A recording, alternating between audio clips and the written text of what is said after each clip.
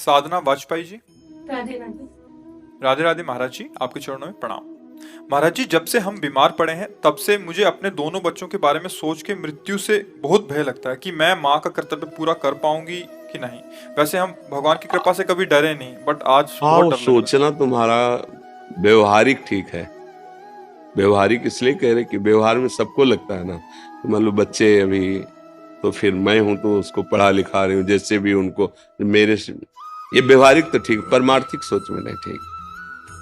वो अनंत महिमा वाला भगवान पूरी सृष्टि का पालन पोषण कर रहा है, तुम्हारे बच्चों का भी पालन पोषण करेगा, पक्का वही करता है।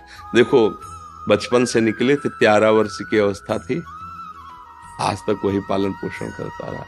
ना हमारे खाने की व्यवस्था थी, ना रहने की व्यवस्था थी, ना कोई मित्रता, ना कोई स्थान, पूरा लंबा जीवन इतना। और भ्रमण करना है, कभी 1-2 वर्ष एक जगह रुक गए, कभी ऐसा तो नहीं, तो बराबर भ्रमण करना। वो हर जगह मुझे दुलार करते मिला है। कभी जैसे लोग कोई ऐसे उद्दंड, तो उपदेश अंदर से मिला, ए सहो, ये सहने के लिए, तुम्हारे अहंकार का नाश करने के लिए मैंने भेजा इसको। तो बस आपका भेजा हुआ हर विधान अमृत है प्रभु। अगर हम ऐसा सोचते हैं कि हम ही बच्चों का पालन पोषण करते, तो व्यवहारिक तो ठीक है, लेकिन आध्यात्मिक बात ठीक नहीं है, क्योंकि सबका भरण पोषण भगवान। गर्भ में आप क्या पोषण कर रहे थे अपने बच्चे का? वही तो कर रहा था ना। गर्भ में आप क्या व्यवस्था कर रहे थे? गर्भ के जब बाहर आया तो बिना किसी प्रयास के उसके पोषण के लिए स्तनों में दुग्ध आ गया, जबकि वो अन्न नहीं पचा सकता। तो कितना गर्म, कितना मीठा, कितना उसको, वो पहले से व्यवस्थित है और वो पीकर हष्ट पुष्ट होता है। तो विचार करो, जो गर्भ में पोषण किया, गर्भ के बाहर आने पर तो भोजन व्यवस्था कर दी ना।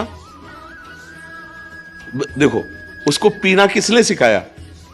सहज में वो पान कर ले, वो छोटा बच्चा, उसको सिखाना थोड़ी पड़ा है। वो बहुत सर्वज्ञ प्रभु है, जिस समय जैसी व्यवस्था चाहिए।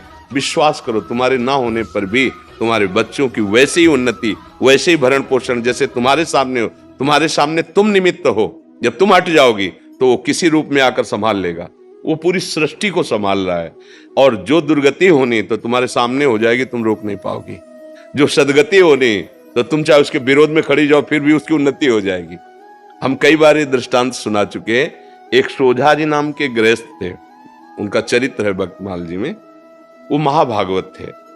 उनका ब्याह हुआ, पत्नी हुई, एक संतान हुई। जब संतान हुई तो उनको, पत्नी को प्रसव पीड़ा में बहुत कष्ट होता है। उसका रोना चिल्लाना ये सब सुन करके जब प्रसव हो गया, बच्चा कुछ समय का हो गया, तो उनका जीवन में दोबारा मैं गर्भ धारण करने की चेष्टा नहीं करूंगा, क्योंकि बहुत कष्ट होता है। और अब मैं ऐसे संसार से विरक्त भाव में भजन करना चाहता हूं, अब नहीं। पत्नी से प्रार्थना की कि तुम्हारा पाणी ग्रहण किया है, इसलिए तुमसे हम अनुमति मांगते हैं, या हमारे साथ चलो। अगर आप, तो घर में सब सुख सामग्री है, बच्चा है, आप पालन पोषण करो, पर मैं विरक्त होकर आज से भगवान का भजन करूंगा। यदि आप कहती हो कि पाणी ग्रहण किया तो हमारे हाथ में हाथ मिलाओ, चलो, जैसे मैं रहूंगा वैसे रहना होगा, पर साथ में कुछ नहीं, कोई नहीं, और भजन करना होगा। तो उन्होंने कहा, मैं आपके बिना तो रह ही नहीं सकती, आपके साथ चलूंगी। तो चली। जब गांव के बाहर निकली, जंगल में पहुंची तो देखा थोड़ा धीमी चाल है। तो उनका, जल्दी से आओ ना, तो देखा गोद में बच्चा है। तो पलट उनका कहा था कि हमारे साथ अन्य कोई नहीं चलेगा, सिर्फ आपकी अनुमति है, आप बच्चा ले। तो बोले, नवजात शिशु, इसको कहाँ छोड़े, इसको कौन पालन पोषण करेगा? तो उन्होंने कहा, सब जीव जंतुओं का पालन पोषण करता है, वही भगवान करेगा। या तो वापस हो जाओ, या बच्चा यहीं छोड़ दो।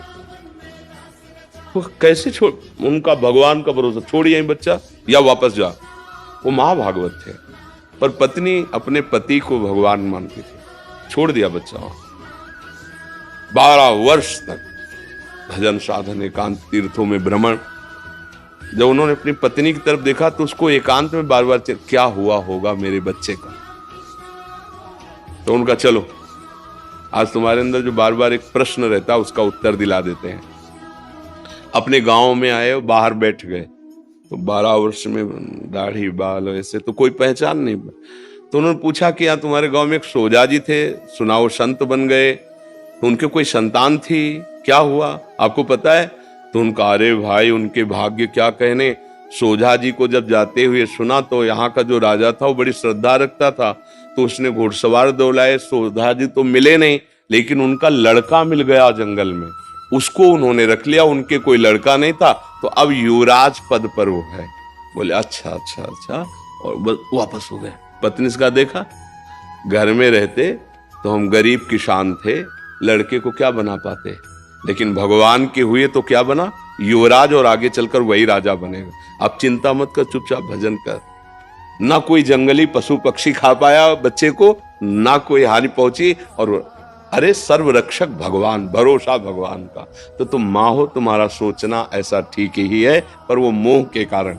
भगवान विश्व के माता पिता, तुमेव माता च पिता तुम, वो विश्व का पोषण कर रहे। देखो पशु पक्षियों का, कितने सुंदर सुंदर पक्षी, और जंगल में रहते हैं, हष्ट पुष्ट रहते हैं, कोई उनकी दवा करने वाला नहीं। रहीमन बहु भेषज करत, ब्याज न छाणत साथ, खग मृग बसत अरोग, हरि अनाथ के नाथ। उनकी कौन दवा करता है, कौन भोजन, सब हष्ट पुष्ट स्वस्थ। भगवान पूरे विश्व का भरण पोषण करते हैं, आपकी संतान का भी भरण पोषण करेंगे। इस बात से डरो मत, भजन परायण रहो। जब तक श्वास है तब तक उनकी सेवा करते रहो, नहीं तुम्हारी जहां तक सेवा संपूर्ण भगवान के चरणों में समर्पित कर दो। प्रभु अब आप देखना, हम तो आपके विधान के अनुसार जा रहे हैं, लेकिन ये जो सेवा है आप संभालना, भगवान संभाल लेंगे।